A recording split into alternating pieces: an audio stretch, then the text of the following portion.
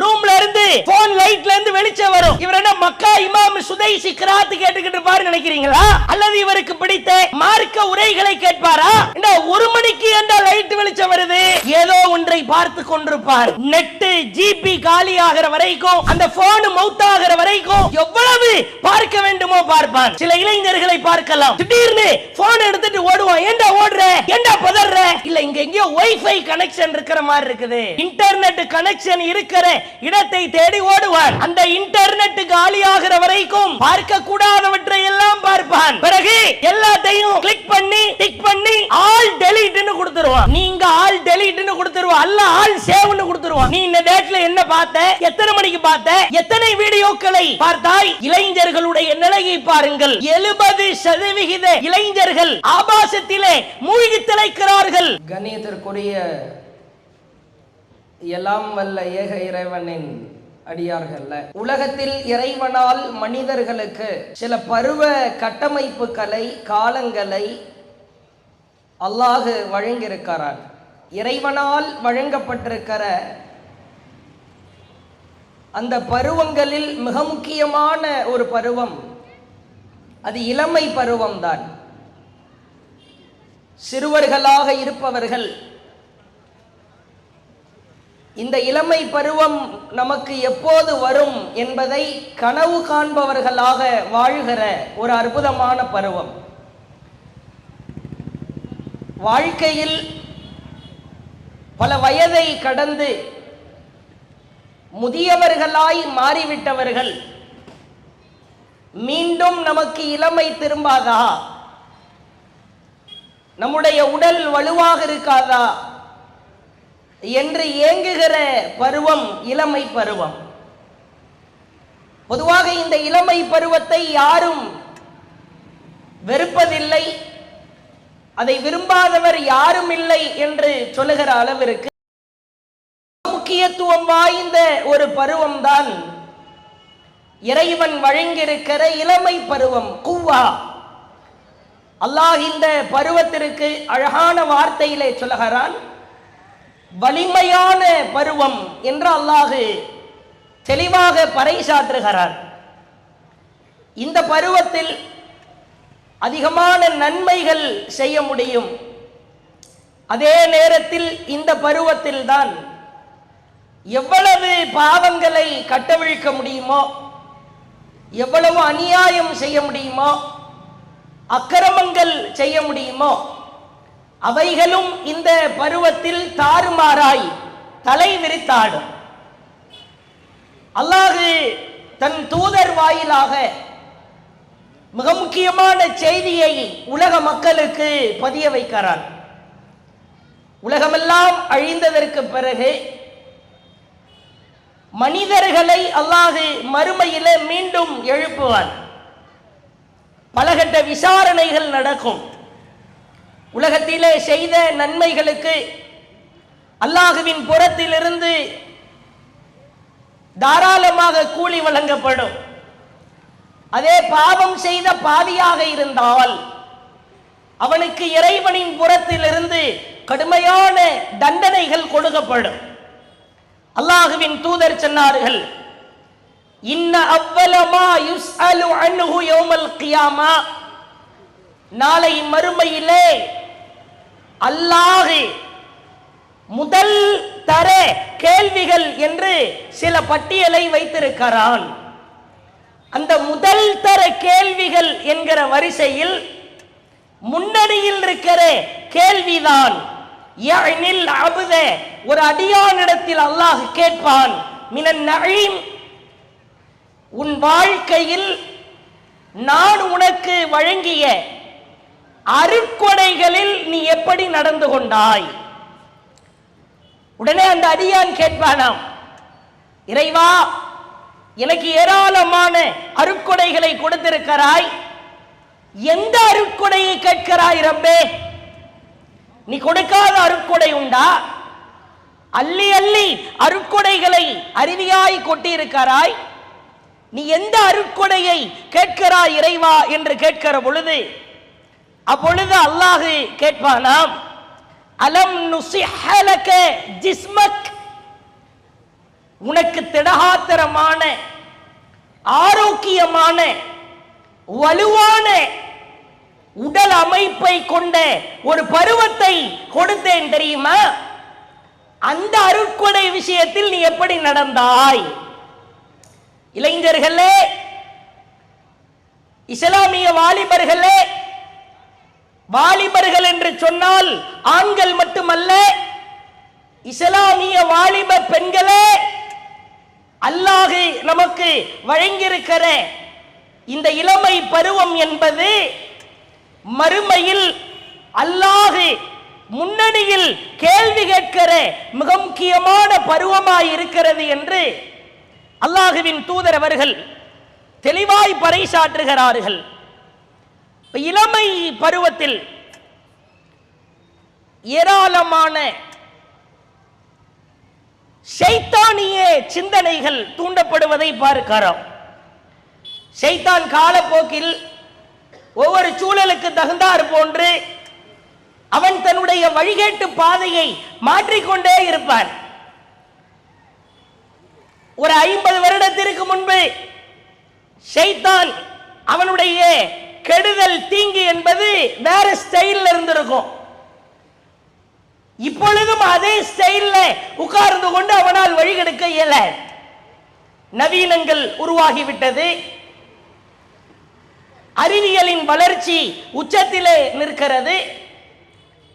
ஷைத்தானுடைய கெடுதல் என்பது காலம் செல்ல செல்ல மாறிக்கொண்டே இருக்கும். நீங்கள் பார்க்கலாம், இன்றைய கால இளைஞர்களுடைய நிலைமையை பார்க்கலாம். இஸ்லாமியர்களாய் இருக்கிற நானும் முஸ்லிம் தான், ஒரு முஸ்லிம் பெற்றோருக்கு பிறந்திருக்கிறேன், அல்லாஹ் ஒருவனை நம்புகிறேன் என்று சொல்லுகிற ஒரு இஸ்லாமிய இளைஞன் குறித்து அதிகமான விழிப்புணர்வு ஏற்படுத்த வேண்டிய நிர்பந்தத்திலே இருக்கிறோம். இளைஞர்களின் போக்கு எப்படி இருக்கிறது தெரியுமா? அவனின் நடை உடை பாவனைகளை பார்த்தால் இவர் ஒரு முஸ்லிமா, இவர் இஸ்லாமியர் தானா என்ற சந்தேகம் வலுவாய் எழுகிறது. அனைவரும் முதிய பருவத்திலே இருப்பவர் கண்ணாடிக்கு முன்பாக நின்று கொண்டு, ஐயோ தாடியில 4 வெள்ளை முடி வந்துருச்சே, தலையில 3 வெள்ளை முடி வந்துருச்சேன்னு சொல்லி ஒவ்வொரு நாள் காலையில கத்திரியை வைத்துக் கொண்டு போராடி கொண்டிருப்பார். வெள்ளை முடி வந்தவர். ஆனா இவன் வெள்ளை முடி வரணும்னு ஆசைப்படுவான். கிறுக்க. இவனுக்கு அல்லாஹ் அழகிய கருமை நிறத்தை கொடுத்திருக்கிறான். முடியில ஒரு கருமை இருக்கிறது, இதை அனைவரும் விரும்புகிறார்கள். கேட்டா அங்கங்க வெள்ளை முடி. வேறு ஒரு சினிமா கூத்தாடி அவன் ஏதோ பெப்பர் சால்ட்னு பெயர் வைத்திருக்கிறார்கள். அவனுக்கு வெள்ளையா இருக்குமாம், அதனால் இவனுக்கும் வெள்ளையா இருக்க வேண்டுமாம். சில பேரை பார்த்தீங்கன்னா ஒரு 4 உயிரினம் சேர்ந்து கக்கா போன மாதிரி ஒரு கலர்ல மண்ட முடி இருக்கும், பார்ப்பதற்கே வித்தியாசமா இருக்கும். இத மருதாணி கலர்னு சொல்றதா, அல்லது ப்ளூ கலர்னு சொல்றதா, அல்லது கிளி பச்சைன்னு சொல்றதா, இது ஏதோ நாளை கலந்து உருட்டி மண்டையில தேய்த்த மாதிரி இருக்கிறதே. இப்படி கலர் கலராய் முடிகளை வைத்திருப்பதற்கு ஆசைப்படுவான். சில நபர்களை பார்க்கலாம், இந்த பனைமரத்தில் அந்த பனைமரத்தினுடைய கிளைகள் மேல தூக்கிக்கிட்டு இருக்கிற மாதிரி இங்கிட்டு காதுக்கு மேல முடி இருக்க, பிடரிக்கு கீழ் முடி இருக்க, அப்படி சுத்தி ஒரு ரவுண்டு ஒண்ணு போட்டிருப்பான். தூரமாக இருந்து பார்த்தால் ஏதோ உயிரினம் முள்ளம்பன்றி தலையில அமர்ந்திருப்பது போன்று ஒரு தோற்றம் தெரியும். நீங்கள் பார்க்கலாம், இளைஞர்களுடைய சூழலை பார்க்கலாம். சில பேர் முடி வளர்ப்பார், முகம் தெரியாது. தம்பி உன் மூஞ்சி இருக்குதாடான்னு அந்த முடியை தூக்கி பார்க்கணும், ஓ இருக்குதா அப்படின்னு சந்தேகப்படுகிற வகையில் முடி இருக்கும். சில பேர் ஜடை போட்டிருப்பார், பின்னாடி இருந்து பார்த்தா இது ஆம்பளையா அல்லது பெண்ணா என்று நமக்கே ஒரு கனப்பொழுதிலே சந்தேகம் வரும். காதிலே கடுக்கன் போட்டிருப்பான், கையில காப்பு போட்டிருப்பான். இந்த ஜடை போட்டிருக்கிற, காதுல கடுக்கன் போட்டிருக்கிற, கையில ஒரு காப்பு ஒன்று போட்டிருக்கிற, அப்ப நீ யாரு? நான் சொல்ல விரும்பல, நீங்களே தேர்வு செய்து கொள்ளுங்கள். சில பேரை பார்க்கலாம், மேல ஒரு டி ஷர்ட், அது வயிறுக்கு மேலதான் இருக்கும், வயிறு பகுதி தெரியும். கீழே ஒரு பேண்ட், அது இடுப்பு எலும்புல எப்படா விழும்புன்னு தொங்கிட்டு இருக்கிற சூழல் தான். அதனுடைய பாட்டம் அடிப்பகுதியை பார்த்தால் காரி துப்புனது, சளி, மாட்டுகிறீன்னு, ஆட்டுகிறீன்னு, மழை ஜலம் எல்லாத்தையும் கூட்டி பெருக்கிட்டு அள்ளிட்டு போற மாதிரி ஒரு ஆடை தோற்றம் இருக்கும். இந்த மாதிரி ட்ரெஸ் போட்டுட்டு சிலர் என்ன பண்ணுவாங்க, இளைஞர்களாக இருப்பவர்கள், சரி போய் தொழுதுட்டு வந்துருவோம், அது இடுப்பு எலும்புல தான் ஒட்டிக்கிட்டு இருக்கும். இங்க தொழுகைக்கு வர்ற அதிகாரிகள் அல்லாஹ்வை நெருங்கலாம்னு வருவாரு, சஜிதாவுக்கு போனா வேற எந்த கருமத்தையும் நெருங்குற மாதிரி ஆயிரும்.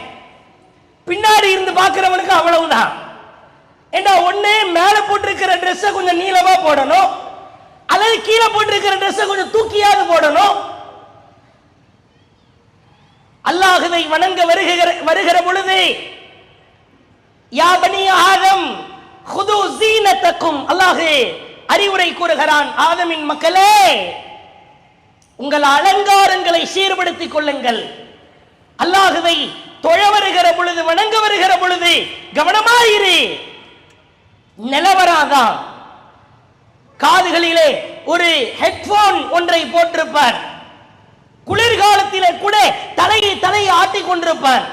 இந்த வெயில்ல தானே மூளை ஒரு மாதிரி வேலை செய்யும், குளிர்லையுமா யாரோட பேசிக் கொண்டிருப்பான். நீண்ட நெடிய நேரம் காதுகளிலே சினிமா படங்கள், பாடல்கள் போன்றவற்றை எல்லாம் ஒலித்துக் கொண்டிருக்கிற வகையில் அவருடைய நடவடிக்கைகள் அமைந்திருக்கும். பைத்தியங்கள் முற்றி திரியும். பார்க்கலாம், சில பேர் கிரிக்கெட் விளையாட்டிலே அந்த கிரிக்கெட் விளையாடுகிற நபர்களுக்கு ரசிகனாய் இருப்பான். சில பேருக்கு சினிமா பைத்தியங்கள் முற்றி போயிருக்கும். இவைகள் எல்லாம் அடிமை. சில பேர் ஆன்லைனில் அடிமையாயிருப்பான், காதல் என்கிற பெயரால் அடிமையாயிருப்பான்.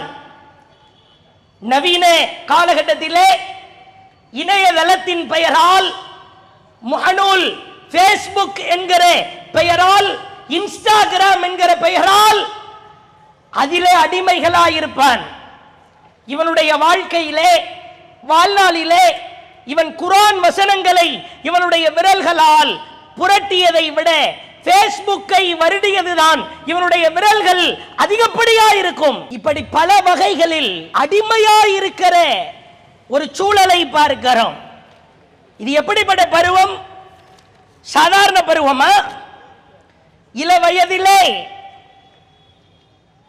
ஏகத்துவத்தின் சிங்கமாய் இப்ராஹிம் அலைஹிஸ்ஸலாம் என்கிற இறைவனின் நண்பர் இந்த வலிமையான பருவத்தில் உலகத்திற்கு சொன்ன செய்திகள் தெரியுமா?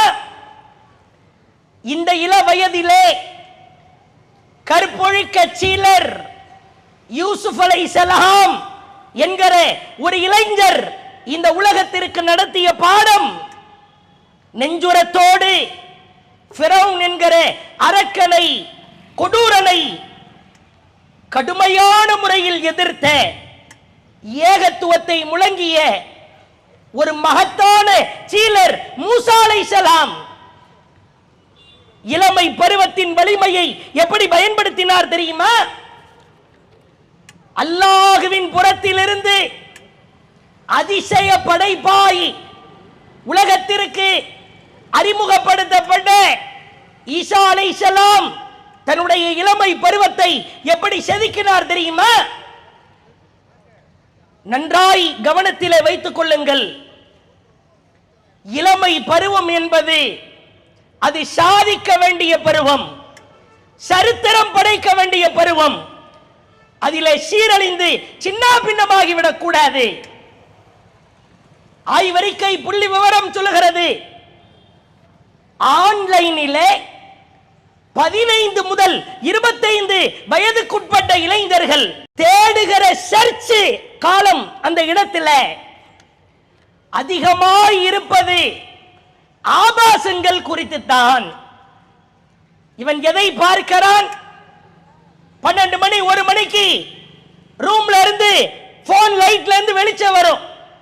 இவர் என்ன மக்கா இமாம் சுதைசி கிராத் கேட்டுக்கிட்டு இருப்பாரு நினைக்கிறீங்களா? அல்லது இவருக்கு பிடித்த மார்க்க உரைகளை கேட்பாரா? இந்த 1 மணிக்கு என்ற லைட் வெளிச்சம் வருது, ஏதோ ஒன்றை பார்த்து கொண்டிருப்பான். நெட்டு ஜிபி காலியாகிற வரைக்கும், அந்த போன் மவுத்தாகிற வரைக்கும் எவ்வளவு பார்க்க வேண்டுமோ பார்ப்பான். சில இளைஞர்களை பார்க்கலாம், திடீர்னு போன் எடுத்துட்டு ஓடுவான். ஏண்டா ஓடுற, ஏண்டா பதற? இல்ல இங்க எங்கேயோ வைஃபை கனெக்ஷன் இருக்கிற மாதிரி இருக்குது. இன்டர்நெட் கனெக்ஷன் இருக்கிற இடத்தை தேடி ஓடுவான்.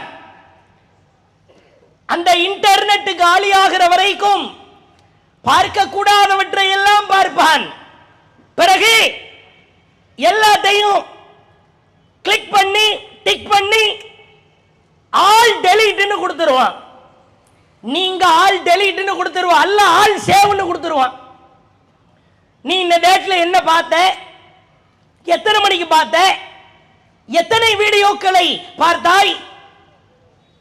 இளைஞர்களுடைய நிலையை பாருங்கள். 70% இளைஞர்கள் ஆபாசத்திலே மூழ்கி திளைக்கிறார்கள் என்கிற ஒரு அதிர்ச்சிகரமாகிறது. பெற்றோர்களே, நம் பிள்ளைகளை, நமக்கு வழங்கப்பட்டிருக்கிற அருட்கொடைகளை நாம் கவனிக்க வேண்டுமா இல்லையா? அதே போன்று பாருங்கள், முன்னரெல்லாம் போதை பொருளை உட்கொள்வதற்கு உண்ணுவதற்கு ஒரு வயது வரம்பை வைத்திருந்தான். இன்றைக்கு அப்படி கிடையாது. குறிப்பாக பள்ளி கல்லூரி படிக்கிற மாணவர்கள் அதிகமாய் போதை பொருளை உட்கொள்ளுகிற அவல நிலையை பார்க்கிறோம். முன்னாடி எல்லாம் போதை பொருள்னா அதுக்கு ஒரு லிஸ்ட், பேரை சொல்லி முடிச்சிடலாம். குட்கா என்கிறான், மாவோ என்கிறான், ஹராயின் என்கிறான், எத்தனால் மெத்தனால் இன்ஜெக்ஷன் ஊசி என்கிறான். சில பேரை பார்க்கலாம், கையில ஏதோ குட்டியா தலைவாணி மாதிரி ஒண்ண வச்சிருக்கிறான், அதை கசக்கிறான் கையில. 13-15 வயது இளைஞன் உள்ளங்கையில வைத்து அதை கசக்கி உதட்ட வெளியே இழுக்கிறான். கபரிஸ்தான்ல கபரு குழிக்குள்ள மண்ணெல்லி போட்ட மாதிரி அவன் உள்ளத்துக்கு போட்டுறானே. என்னடா அது? பாத்தீங்கன்னா அந்த உதடு வாய் அப்படியே பிளாஸ்டிக் சர்ஜரி செஞ்ச மாதிரி ஒரு 3 சென்டிமீட்டர் வெளியே தள்ளிக்கிட்டு நிக்குது. தெரியவில்லை, போதை பொருளுடைய பாவனை உச்சத்திலே நிற்கிறது. சில பேருக்கு போதை பொருள் கிடைக்கவில்லையா, மெடிக்கலுக்கு செல்கிறான், இருமல் டானிக் வாங்குகிறான், 2 பாட்டில் 3 பாட்டில் அள்ளி குடிக்கிறான். ஏண்டா இருமல் டானிக்ல என்ன இருக்கிறது, அதில் ஒரு விதமான போதை இருக்கிறது என்கிறான். டயர், பைக்கு, காரு இது மாதிரி ஓட்டுகிற டயரை எரிக்கிறான். அதிலிருந்து நெருப்பு பிளம்பாய் கிளம்புகிறது. அதிலே சுவாசத்தை வைத்து அதை சுவாசிக்கிறான். போதை பொருள் முன்னர் எல்லாம் வேறு வேறு வகைகளில் ஊருக்கு வெளியே திருட்டுத்தனமாய் மிக கவனமாய் பிறர் வாங்க வேண்டும் என்று சொன்னால் மிகுந்த சிரமத்தோடு அந்த போதை பொருளை அனுபவிக்க வேண்டியது இருந்தது அவர்கள் பார்வையில். இன்றைக்கு அப்படி கிடையாது. கைகளிலே வைத்து சிகரெட்டை இழுக்கிறான் என்றால் அது சிகரெட் அல்ல, கஞ்சா. அதனுடைய வாசனை, அதனுடைய துர்நாற்றம், அதனுடைய கேவலமான ஸ்மெல். வீட்டு வாசலுக்கு முன்னால் பலர் பார்ப்பார்கள், இவன் சிகரெட் பிடிக்கிறான். இல்லை, அது போதை பொருள். அது போன்ற நண்பர்களை தேர்வு செய்கிறான். அந்த நண்பர்களுக்கு கம்பெனி கொடுக்கிறான், போதைப் பொருளை வாங்கி கொடுக்கிறான். இளைஞர்களே, ஒரு அப்துல்லா என்கிற பெயரில் இருக்கிற ஒரு இளைஞன் வாயிலே கலிமாவை சொல்லிவிட்டு நீ போதை தருகிற பொருளை உட்கொள்ளலாமா, கஞ்சாவை உண்ணலாமா, போதையேற்றுகிற பொருளை முஹம்மது ரசூலுல்லாஹ் என்ற கலிமாவை சொன்ன வாயால் அந்த கேவலத்தை அரங்கேற்றலாமா? இதற்கு கூட்டு சேர்கிற நண்பர்களை பார்க்கிறோம். அல்லாஹ் திருக்குர்ஆனிலே சொல்கிறான், ثم جعلناك على شريعة من الأمر. நபியே, உமக்கு ஒரு மார்க்க வழிமுறையை நாம் கற்று தந்திருக்கிறோம்.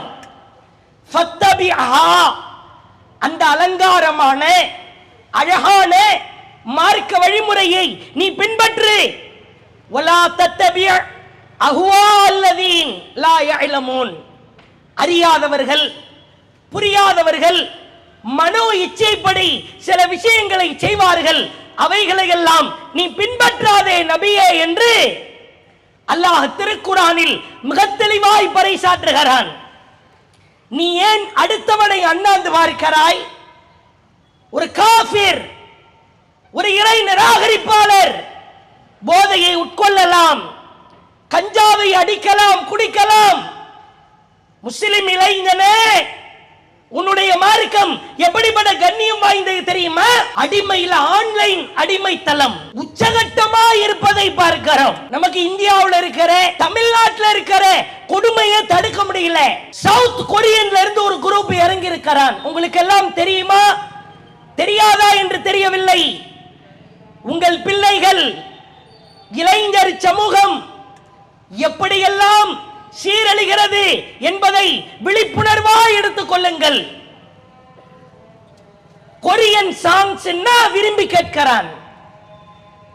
இந்தியாவில் தமிழ்நாட்டில் பண்ற அட்டூழியம் அதையே தடுக்க முடியல. கொரியால இருந்து ஒரு 7 பேர் இறங்கி இருக்கிறாங்க. அவன் கொரியால தான் இருக்கிறான். பேரை கேட்ட பிடிஎஸ். சமீபத்திலே ஆன்லைன் வெறியின் உச்சம் ஆரம். இவர்தான் ராப் மான்ஸ்டரா. இந்த 7 மூதேவி பேர் வாசிக்கிறேன் கேளுங்க. வி 2வது நம்பர் ஜேஹாப் சுகா, ஜின் ஜிமின் ஜங்கோக். இவர்கள் என்ன பாடல்களை போடுகிறார்களோ முழுக்க முழுக்க வழிகெடுக்கிற பிடிஎஸ் கேங். கரூர்ல இருந்து ஒரு 4 பெண் குழந்தை கிளம்பிருச்சு. இளமை பருவத்தில் இருக்கிற பெண்கள் 10,000 ரூபாய் காசை வீட்டில இருந்து ஆட்டையை போட்டுட்டு நாங்க பிடிஎஸ் பார்க்க போறோம். பிடிஎஸ் பார்க்கிறதுக்கு எங்க போற? கொரியாவுக்கு போறோம். 10,000 ரூபாய் வச்சுக்கிட்டு சென்னைக்கு உன்னால போக முடியாது. நீ அப்படி கொரியா? கடைசியில வேலூர் மார்க்கமா போய் சென்னையில போய் 10,000 ரூபாய தின்னு தீத்துட்டு வீட்டுக்கு வந்துட்டாங்க 4 பேர். உங்கள் பிள்ளைகள் இது போன்ற பாடல்களை விரும்பி கேட்பார்கள். மன அமைதி கிடைக்கிறது என்று நினைப்பார்கள். சில வீடுகள்ல எனக்கு பிடிஎஸ் கேங் போட்டிருக்கிற கண்ணாடி வேணும். அது பாத்தீங்கன்னா மூஞ்சு முழுக்க கண்ணாடி இருக்கும். அவன் மாதிரி முடி ஸ்டைல் இருக்கும். அவன் பயன்படுத்துகிற பேக் வேணும். அவன் பயன்படுத்துகிற செப்பல் வேணும். அப்பெல்லாம் கேட்டா எதை கேட்கிறாங்களோ அதால நீங்க அடிச்சிருங்க. அதை விட ஒரு பெரிய கொடுமை எதுவும் இருக்க முடியாது. ஒரு வீடியோவை வெளியிடுகிறான் பிடிஎஸ் குரூப். மில்லியன் பில்லியன் கணக்கான பார்வையாளர்கள். அந்த பாடலை கேட்டால் இவனுக்கு சுத்தமா தமிழே வராது, பள்ளிக்கூடத்தில் இங்கிலீஷ் வராது, கோழி முட்டை கணக்கு வராது, கொரியன் லாங்குவேஜ் சாங் காது கொடுத்து கேட்பார். என்ன உனக்கு இதெல்லாம் தேவையா? உனக்கு இருக்கிற மொழியே டப்பா டான்ஸ் ஆடுது. ஒழுங்கா பள்ளிக்கூடத்தில் பாஸ் ஆக முடியல, கல்லூரியில் ஃபெயில் ஆகிற, நிலவரம் என்னவென்று நீங்கள் ஆழமாய் புரிய வேண்டும். அல்லாஹுவின் தூதர் காலத்திலே இளைஞர் சமூகம் எப்படி இருந்தார்கள் தெரியுமா? முதலிலே ஒரு இளைஞன் நேர் வழியின் பால், இறைவனின் நெருக்கத்தின் பால் செல்ல வேண்டுமானால் அவன் பள்ளிவாசலோடு தொடர்பு வைத்திருக்க வேண்டும். மூட்டுக்கால் தேய்ந்து போன ஒரு வயதான முதியவர் ஃபஜ்ர் தொழுகைக்கு வருவதை விட ஒன்று மரியாத சிறார் ஃபஜ்ர் தொழுகையில் பள்ளிவாசலில் வந்து கலந்து கொள்வதை விட துடிப்பும் வீரியமும் வெறித்தனமும் இரத்த ஓட்டமும் இருக்கிற ஒரு இளைஞன் ஃபஜ்ர் தொழுகையில் பள்ளிவாசலில் கலந்து கொள்வதுதான் ஆகச் சிறப்பாக இருக்கும். உன்னை ஷைத்தான் கெடுக்கிற வயது, நீ ஃபஜ்ர் தொழுகைக்கு வருகிறாயா? உன் வாழ்க்கையிலே எவ்வளவோ காரியங்களை செய்கிறாய். பள்ளிவாசலில் இளைஞர்களை காண முடியவில்லை. அல்லாஹுவின் தூதர் காலத்தில் நபிகளார் ஃபஜ்ர் தொழுகை வைத்துவிட்டு திரும்பி பார்க்கிறார்கள். கூடியிருக்கிறது இளைஞர் சமூகம். அந்த இளைஞர் சமூகத்தை பார்த்து நபிகளார் சொன்னார்கள், தோழர்களே, என் இளைஞர் சமூகமே, உங்களை வைத்து யாரெல்லாம் ஃபஜ்ர் தொழுகைக்கு வராமல் வீட்டிலே தூங்கிக் கொண்டிருக்கிறார்களோ அவர்களை வீட்டோடு கொளுத்த நினைக்கிறேன் என்றார்கள். பெண்கள், சிறுவர்கள் இவர்கள் இருப்பார்கள் என்ற காரணத்தினால் விட்டுவிட்டேன். அல்லாஹுவின் தூதர் செய்கிற அறிவிப்பு, ஃபஜ்ர் தொழுகைக்கு ரசூலுல்லாஹ் முக்கியத்துவம் கொடுத்தாங்க.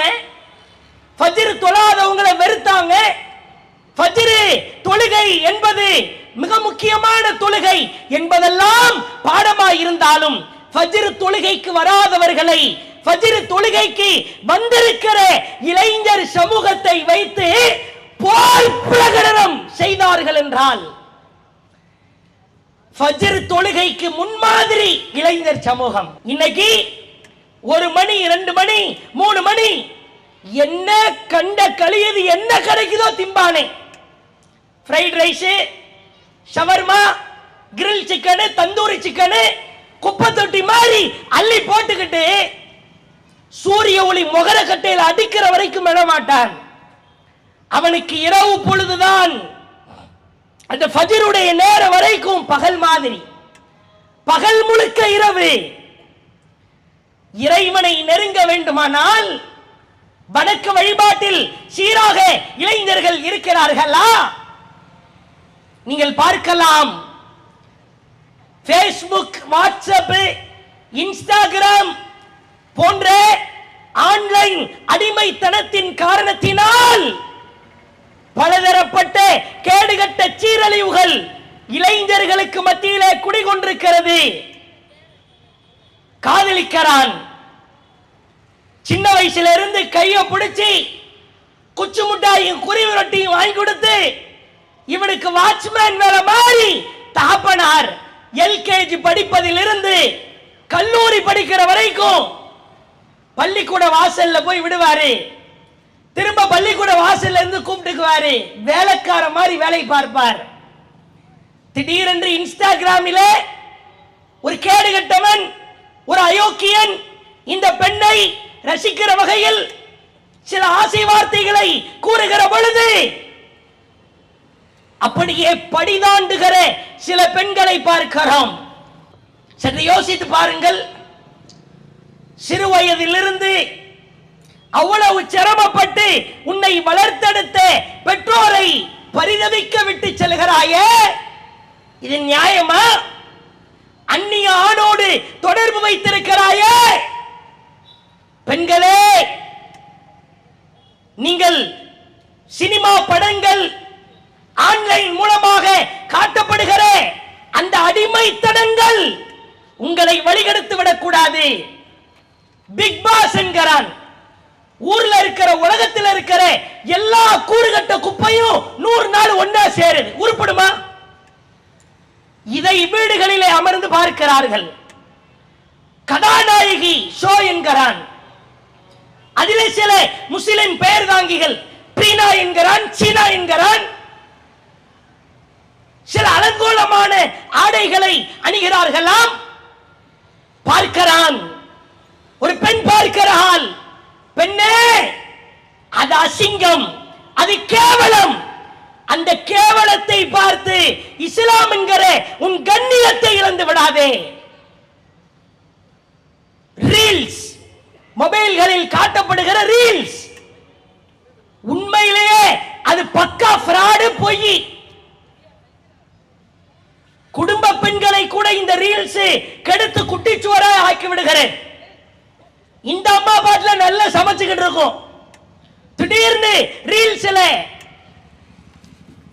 பாயாசத்தை கின்ற கேட்க வைக்கிறேன்னு போட வேண்டியது, ஃபைனலா கொண்டு வந்து இறக்குனா கணவன் மாதிரிதான் எலி, அவன் சாப்பிட்டே ஆகணும். நல்லா சமைச்சுக்கிட்டு இருக்கிற பாயாசத்தை வாயில் எடுத்து வச்சா களிய கிண்டி வச்சிருக்குமே. ரீல்ஸ பார்த்து தேவையா? நீ ஒழுங்காக இருந்தால் உன்னை வழிகெடுப்பதற்கு இது போன்ற வழிகளில் வரும். இளைஞர்கள் குறித்து, மார்க்கமில்லாத இளைஞர்கள் குறித்து பேச வேண்டிய செய்திகள் ஏராளமானவை இருக்கிறது. பெற்றோர்கள் மிக முக்கியமான பொறுப்பாளி. மரியம் அலைஹிஸ்ஸலாம் இறைவனின் புறத்திலிருந்து ஈசா அலைஹிஸ்ஸலாம் அவர்களை பெற்றெடுத்தவர்களாய் சமூகத்திலே வந்து நிற்கிறார்கள். அப்ப அந்த சமூகம் நிறைய அவதூறு பிரச்சாரத்தை எல்லாம் கிளப்பினாங்க, நிறைய பொய் பித்தலாட்ட கருத்துக்களை சொன்னார்கள். அவன் சொன்ன கருத்துல ஒரு உண்மையான கருத்து என்ன தெரியுமா?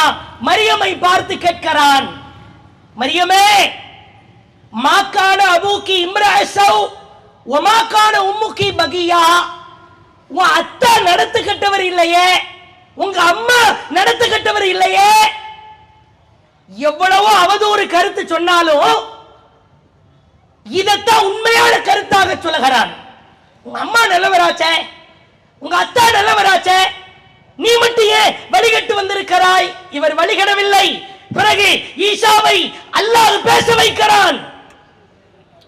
ஒரு பிள்ளை ஒழுக்கமாய் வார்த்தெடுக்கப்பட வேண்டுமானால் ஒரு தாய் எப்படி இருக்கிறார், ஒரு தந்தை எப்படி இருக்கிறார்? நீங்கள் ஒழுக்கமாய் இருந்தால் உங்கள் பிள்ளைகள், இளைய சமூகம் ஒழுக்கமாய் வளரும். நீங்கள் வழிகட்ட, கேடுகட்ட, மானத்தை, மரியாதையை இழந்து வாழ நினைத்தால் வளருகிற பிள்ளைகள் ஒழுங்கீனர்களாய் வளருவார்கள். இறுதியாய் மார்க்கம் இல்லாம சில இளைஞர் சமூகம் வழிவிடுறாங்க, அது ஒரு பக்கம். சில இடங்களில் மார்க்கம் என்கிற பெயரால், இஸ்லாம் என்கிற பெயரால் சில இளைஞர்கள் வழிகெடுக்கப்படுவதை பார்க்கிறோம். அதுல நம்ம பகுதியிலே நீங்க பார்க்கலாம், நபித்தோழர்களை பின்பற்றுவது மார்க்கம் என்கிறார்கள். இதனால சில இளைஞர்கள் வழிகெடுக்கப்படுகிறார்கள். இளைஞர்களே, நன்றாய் புரிந்து கொள்ளுங்கள். விருப்பு வெறுப்புகளை எல்லாம் ஓரமாய் வைத்துவிட்டு யோசித்து பாருங்கள். இந்த உலகத்திலே அல்லாஹ்வின் வார்த்தையாக இருக்கிற, அல்லாஹ்வின் தூதருடைய வார்த்தையாக இருக்கிற இந்த வகி மட்டும்தான் நேர்வழி. அவைகள் அல்லாத அனைத்தும் வலைதளங்கள்ல இந்த நபி தோழர்களை பின்பற்றணும் அப்படின்னு சொல்லுகிற அறிஞர்கள் சில பயான் பேசுகிறார்கள். அந்த பயான் ஓடுகிற பொழுதே பின்னாடி ஹம்மிங் சவுண்ட். இதை பார்த்து ஈர்க்கப்படுகிறான். மியூசிக் பின்னால் ஓடுகிறது. ஒரு மார்க்க உரை, ஒரு உபதேசம், அதிலே மியூசிக் வரலாம? மியூசிக், இஸ்லாத்திற்கும் மியூசிக் இருக்கும், இசைக்கும் துளி அளவு தொடர்பு உண்டா? அதே போன்று பார்க்கலாம், நபி தோழர்களை பின்பற்ற வேண்டும் என்று சொல்லுகிற அறிஞர்கள் மார்க்க ஃபத்வா என்கிற பெயரால் இஷ்டத்திற்கு அடித்து விடுவதை பார்க்கிறோம். இளைஞர்களே, காது கொடுத்து கேளுங்கள்.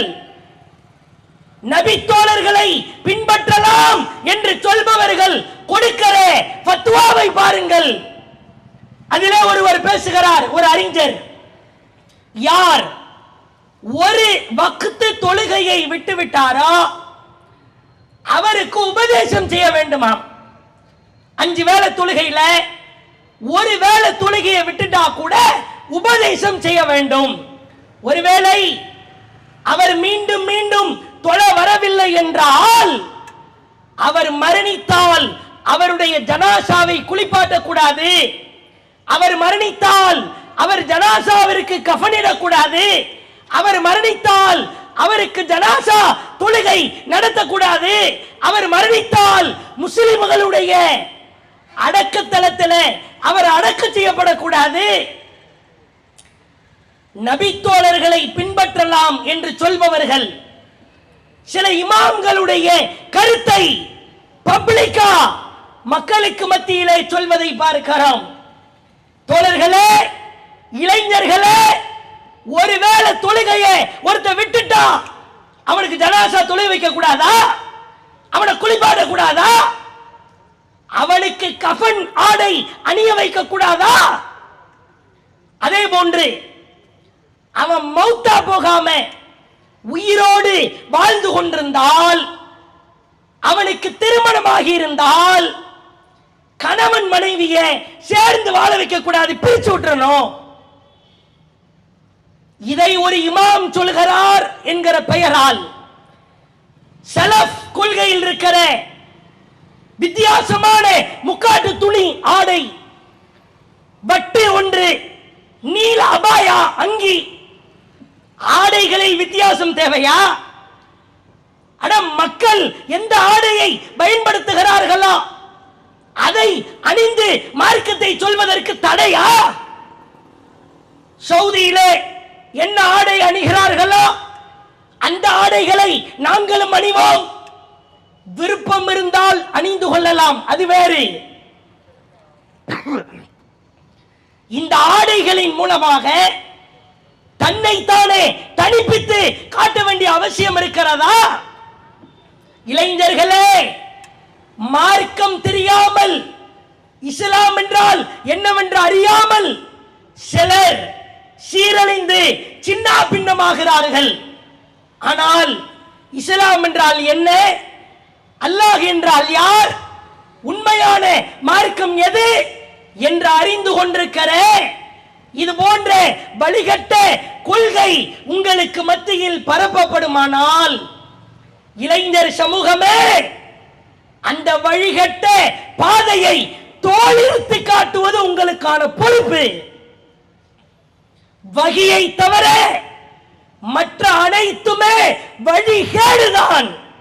இதை ஆழமாய் புரிந்து கொண்டு இஸ்லாத்திற்கு மாற்றமாக, இறைவனுக்கு மாற்றமாக, இறை தூதரின் கூற்றுக்கு மாற்றமாக உலகத்தில் என்ன நடந்தாலும் அதிலே ஒரு இஸ்லாமிய இளைஞன் இடம் பெற மாட்டான், நிற்க மாட்டான், அந்த செயலை செய்ய மாட்டான். அப்படி செய்வான் என்று சொன்னால் இஸ்லாம் தடுத்திருக்கிற மது, போதை, கஞ்சா, இது போன்ற அநியாயமான அக்கிரமமான காரியங்களை ஒரு இளைஞன் செய்தால், இளைஞனே, வாலிபனே, வாலிப பெண்களே, உங்களுக்கு கொடுக்கப்பட்டிருக்கிற அருட்கொடைகளை சரியாய் பயன்படுத்தி அல்லாஹ்விடத்திலே கேள்வி கேட்கப்படுகிற பொழுது, இறைவா, எனக்கு கொடுத்த இளமை பருவத்தை உன் பாதையில் கழித்தேன் இறைவா, உனக்காக வாழ்ந்தேன் இறைவா என்று அல்லாஹ்விடத்திலே பதில் சொல்ல வேண்டும். அல்லாஹ் திருக்குர்ஆனில் சொல்கிறான், நாளை மறுமையிலே சில காஃபிர்கள் முஸ்லிம்களை பார்த்து அப்படியே புலம்புவார்களாம். ருப்பமஹா யவத்துல்லதீன கஃபரு, இறை நிராகரிப்பாளர்கள் முஸ்லிம்களை பார்த்து புலம்புவார்களாம், ஐயோ, உலகத்தில் நாங்களும் முஸ்லிம்களாக இருந்திருக்க கூடாதா என்று புலம்புவார்களாம். இளைஞனே, அந்நிய பொருளை பார்க்காதே, அடுத்தவனை பார்க்காதே, கேவலமான சினிமாவை பார்க்காதே, கூத்தாடியை ரசிக்காதே. நீ இருப்பதுதான் சிறந்த மார்க்கம், நீ இருப்பதுதான் கண்ணியமான மார்க்கம். நாளை மறுமையிலே நான் முஸ்லிமாக இருந்திருக்க கூடாதா என்று நீ புலம்பாமல் இருக்க வேண்டுமானால் இஸ்லாத்தை நோக்கி வா, இறைவனை நோக்கி வா, அசிங்கத்தை குழி தோண்டி புதை என்று கூறி இளைஞர் சமுதாயத்தை இஸ்லாம் மிகச்சிறப்பாய் சீர்திருத்துகிறது. இஸ்லாமிய இளைஞர்களை, வாலிப பெண்களை இஸ்லாத்தை நோக்கி முழுமையாய் வாருங்கள் என்ற அழைப்பை கேட்டு வாய்ப்பளித்ததற்கு ஜஸாக்குமுல்லாஹ் கைரா. வாஹிர் தஅவானா அனில் ஹம்துலில்லாஹி ரப்பில் ஆலமீன். அஸ்ஸலாமு அலைக்கும் வரஹ்மத்துல்லாஹி வபரகாத்துஹு. இஸ்லாம் மற்றும் சமுதாய செய்திகளை அறிந்து கொள்ள தமிழ்நாடு தௌஹீத் ஜமாஅத் யூடியூப் பக்கத்தை உடனடியாக சப்ஸ்கிரைப் செய்து கொள்ளுங்கள். மேலும் பெல் பட்டனையும் கிளிக் செய்து கொள்ளுங்கள்.